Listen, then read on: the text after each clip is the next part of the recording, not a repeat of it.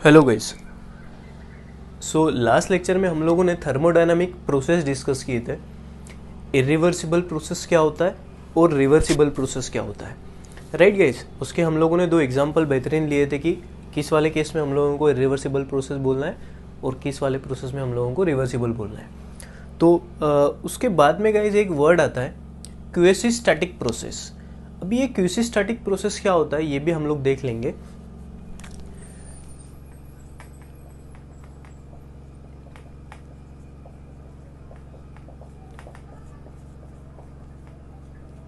आज थोड़े important point discuss करेंगे हम लोग, जो आपके एग्जाम में कोई अगर क्वेश्चंस आता है तो आपको काम में गिरेंगे ये लोग। तो गाइस देखो, कभी कभी पूछते हैं कि आपके सामने क्वेश्चन दे दिया जाता है और पूछते हैं कि ये जो प्रोसेस है ये क्यूसी स्टैटिक प्रोसेस है या नहीं है। तो पहले हम लोग देखते हैं कि ये क्यूसी स्टैटिक प्रोसेस होता क्या है। तो गाइस ये जो वर्ड है क्यूसी स्टैटिक, इसको हम लोग दो हिस्सों में डिवाइड कर देंगे, एक क्यूसी और एक स्टैटिक। क्यूसी का मतलब होता है, क्यूसी का मतलब होता है ऑलमोस्ट, और स्टैटिक का आपको सबको पता है मतलब होता है रेस्ट। मतलब जो भी प्रोसेस हम लोग, मैं नॉर्मल बात कर रहा हूँ, जो भी प्रोसेस ऑलमोस्ट रेस्ट में होंगे। ऑलमोस्ट का मतलब एग्जैक्टली रेस्ट नहीं, ऑलमोस्ट मतलब रेस्ट के करीब, वो चाहे मोशन में होंगी बट वो दिखने में ऑलमोस्ट रेस्ट दिख रही है। हम लोग एक काम करेंगे, इसका एक एग्जाम्पल उठाएंगे। आप लोग अगर वॉच में देखते हो तो जो आवर हैंड होता है ना, जिसे हमें जो तीन होते हैं, एक आवर हैंड होता है, एक मिनट हैंड होता है और एक सेकेंड हैंड होता है। तो देखो तीनों के तीनों जो होते हैं वो मोशन में होते हैं, हम सबको पता है। बट हमको जो सेकेंड हैंड का जो होता है, सेकेंड हैंड का जो कांटा होता है वो हमको मोशन में दिखाई देता है। बट अगर आप मिनट हैंड की बात करोगे या तो फिर आप आवर हैंड की अगर बात करोगे तो वो तो मोशन में होता है बट हमको लगता है वो रेस्ट में है, क्योंकि उसकी मोशन बहुत ज़्यादा स्लो है। रुक रुक के, या तो बोल दो कि बहुत ज़्यादा स्लो मोशन है, तो हमको दिखने में तो वो ऑलमोस्ट रेस्ट दिख रही है ना। तो कोई भी प्रोसेस जो ऑलमोस्ट रेस्ट दिखेंगी आपको, उस प्रोसेस को हम लोग क्विसी स्टैटिक प्रोसेस बोल देंगे। अभी ये वर्ड हम लोग हमारे थर्मोडायनामिक में इस्तेमाल कर सकते हैं। आपको अगर याद होगा लास्ट लेक्चर में हम लोगों ने दो एग्जाम्पल उठाए थे। पिस्टन सिलेंडर अरेंजमेंट में हम लोगों ने पिस्टन के ऊपर का एक बार सडनली लोड हटा दिया था तो पिस्टन ऊपर चला गया था सडनली लोड हटाने के बाद। तो उस वाले प्रोसेस को हम लोगों ने बोल दिया था इरिवर्सिबल प्रोसेस। सेकेंड टाइम हम लोगों ने क्या किया था, वो जो लोड है वो सडनली ना निकालते हुए हम लोग ना उसको ग्रेजुअली कम कर रहे थे, धीरे धीरे लोड निकाल रहे थे। तो पिस्टन ऊपर जा रहा था, इक्विलिब्रियम में आ रहा था, फिर से ऊपर जा रहा था, इक्विलिब्रियम में आ रहा था, फिर से ऊपर जा रहा था, इक्विलिब्रियम में आ रहा था। मतलब इनिशियल स्टेट से फाइनल स्टेट में जाते टाइम वो बहुत बार रुका, बहुत बार इक्विलिब्रियम में आया और फाइनल तक पहुंचा, जिस प्रोसेस को हम लोगों ने रिवर्सिबल बोल दिया था। तो हमें बताया यह जाता है कि जो भी थर्मोडायनामिकली रिवर्सिबल प्रोसेस होता है, जो भी थर्मोडायनामिकली रिवर्सिबल प्रोसेस, हालांकि वो प्रैक्टिकली होती नहीं है, हम लोग बस थ्योरेटिकली पढ़ते हैं, क्योंकि हम लोगों ने लास्ट लेक्चर में देखा था कि it has only theoretical importance, practically हम लोग वो करते नहीं, इमेजिनरी होता है, हाइपोथेटिकल होता है।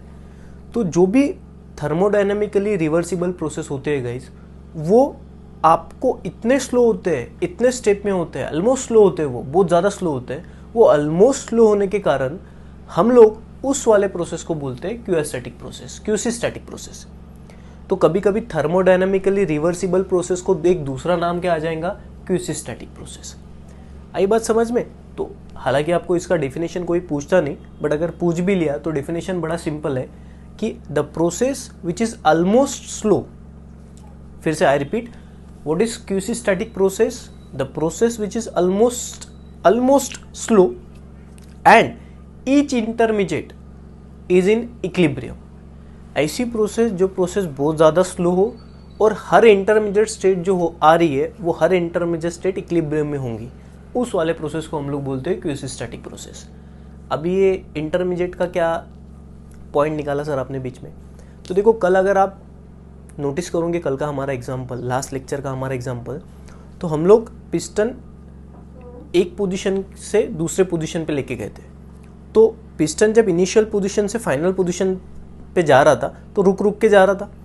तो पिस्टन हम लोगों ने एक पत्थर उठाया था तो पिस्टन थोड़ा ऊपर आया, तो यहाँ पे वो रुक गया था।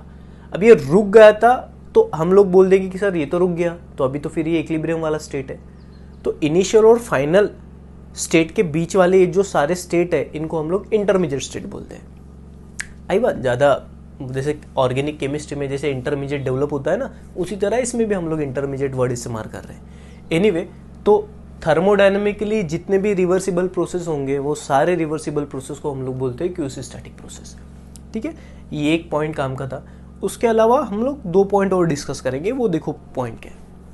अभी रिवर्सिबल और इरिवर्सिबल, ये जब 2 वर्ड आते हैं तो हम लोगों ने लास्ट लेक्चर में भी डिस्कस किया था ये क्या होता है। आज फिर से करता हूँ क्योंकि उसके ऊपर 1-2 इंपॉर्टेंट पॉइंट है। कोई भी चीज़ जहाँ से निकली वहीं पे अगर आ रही है तो वो रिवर्स हो गया प्रोसेस। फॉर एग्जाम्पल मान लो हमारे पास एक सिस्टम है,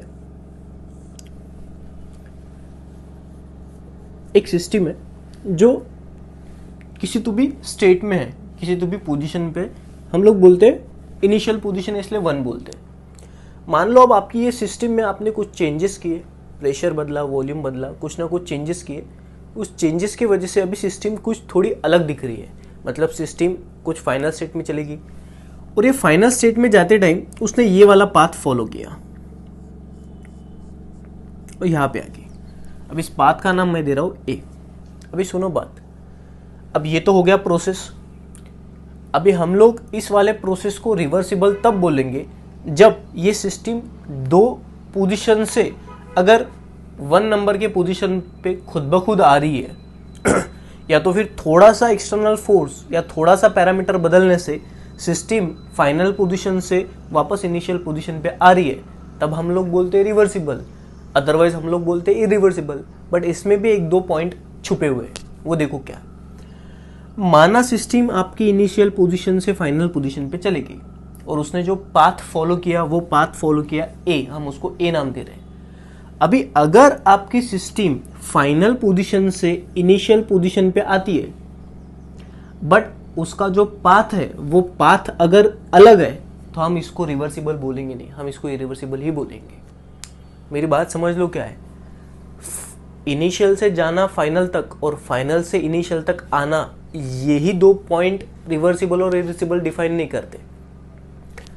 पाथ कौन सा फॉलो होता है ये भी बातें हमको कंसिडर करना पड़ता है। So what I mean to say कि कब, अभी देखो रिवर्सिबिलिटी की पूरी डेफिनेशन क्या हो जाएगी। अगर आपकी सिस्टम ये वाले पोजीशन से निकली और ये वाले पोजीशन तक आ गई और उसने जो पाथ फॉलो किया वो पाथ फॉलो किया ए, उसको हम लोगों ने ये नाम दिया। अगर आपकी सिस्टम ये पोजीशन से ये पोजीशन पे आती है और वही पाथ वो फॉलो कर रही है जो पाथ उसने फॉरवर्ड डायरेक्शन में किया था, मतलब ये वाला हो गया फॉरवर्ड डायरेक्शन। अभी हमारी सिस्टम वापस फाइनल से इनिशियल पे आ रही है तो ये हो गया बैकवर्ड। तो हमारी सिस्टम जब रिवर्स हो रही है, मतलब फाइनल पोजीशन से इनिशियल पोजीशन पे आ रही है और वो वही पाथ फॉलो कर रही है जो फॉरवर्ड में किया था, without affecting the system and surrounding, तब जाके वो प्रोसेस होता है रिवर्सिबल। इतने सारी बातें ध्यान में रखना पड़ेगा कि इनिशियल पोजीशन से फाइनल पोजीशन तो चले गए, अब वही रास्ते से हम लोग फाइनल पोजीशन से इनिशियल पोजीशन पे आए और उसके अलावा सिस्टम और सराउंडिंग को कुछ भी फर्क नहीं पड़ा, तब जाके हम लोग बोलते हैं कि हमारी सिस्टम जो है वो रिवर्सिबल है। बट अगर गाइस हम इनिशियल से फाइनल गए ए पाथ से, फाइनल से इनिशियल भी आए ए ही पाथ से, बट सिस्टम और सराउंडिंग में थोड़ा बहुत चेंज हुआ, तब फिर ये रिवर्सिबल नहीं कहलाएगा, फिर ये इरिवर्सिबल कहलाएगा।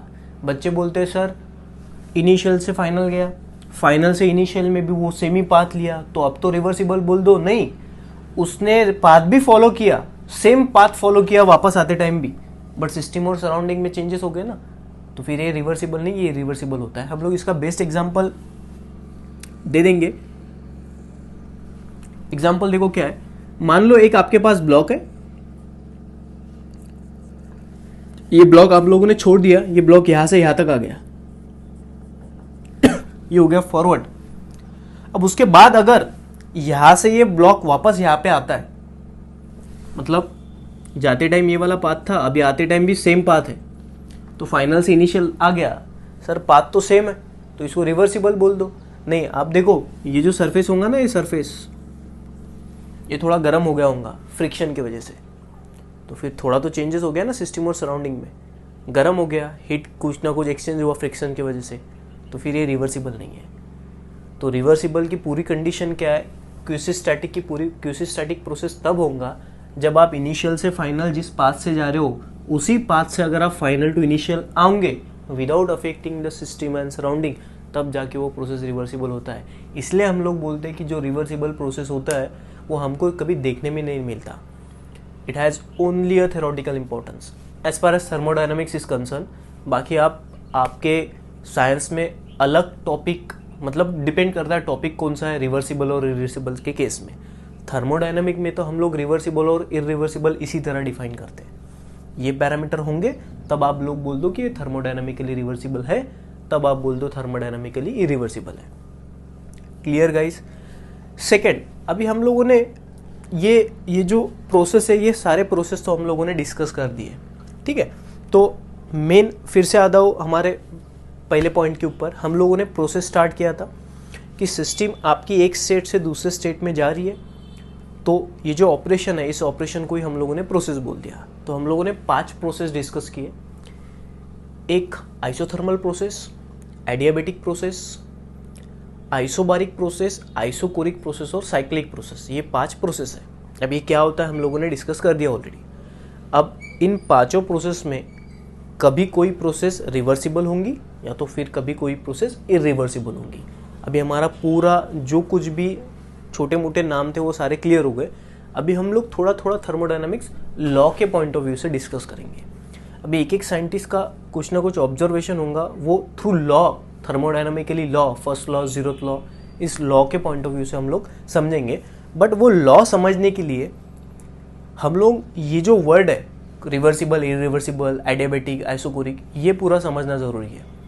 तो बिफोर स्टार्टिंग द लॉज आप लोग पिछले जो भी लेक्चर है थर्मोडायनामिक के 2-3 जितने भी लेक्चर है वो सारे पूरे पक्के कर लो। अगर कोई डाउट आता है तो कमेंट में पूछिए, तब जाके आप थर्मोडायनामिक के जितने भी लॉज है वो स्टार्ट करिए। अदरवाइज फिर आपको ये समझेगा नहीं कुछ, ठीक है गाइस।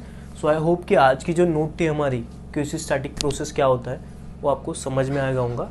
फिर से शॉर्ट में बताता हूँ, what is QC-static process? Sir ऐसी प्रोसेस जो ऑलमोस्ट स्लो है, ऑलमोस्ट स्लो है, इसलिए वो ऑलमोस्ट रेस्ट में दिखेंगी हम लोगों को। हालांकि वो होंगी मोशन में बट ऑलमोस्ट स्लो होंगी, ऑलमोस्ट रेस्ट में दिखेंगी। उस वाले प्रोसेस को हम लोग बोलते हैं क्यूसी-स्टैटिक प्रोसेस। और ये रिवर्सिबल और इरिवर्सिबल का एक पॉइंट, ठीक है guys. Thank you so much.